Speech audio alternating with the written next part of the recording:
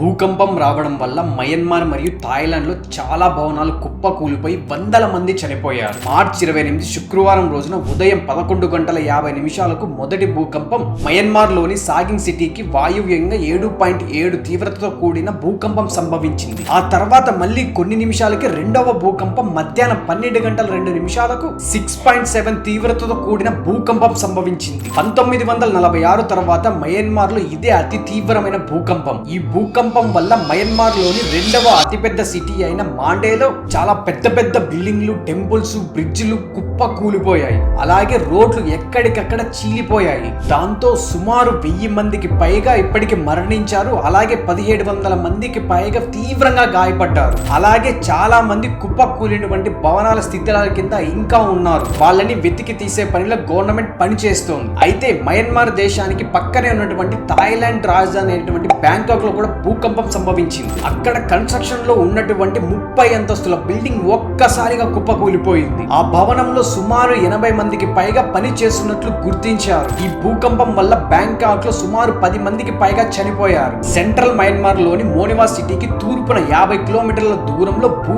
ఉపరితలానికి 10 కిలోమీటర్ల లోతులోనే ప్రకంపన కేంద్రాలు ఉండటంతో నష్ట తీవ్రత అధికంగా ఉందని అమెరికాకు చెందిన జియోలాజికల్ సర్వే సంస్థ వెల్లడించింది. అలాగే మన దేశ ప్రధాని నరేంద్ర మోదీ గారు కూడా రెండు దేశాలకు ఎలాంటి అవసరమైనా చేస్తామని చెప్పారు. Do subscribe.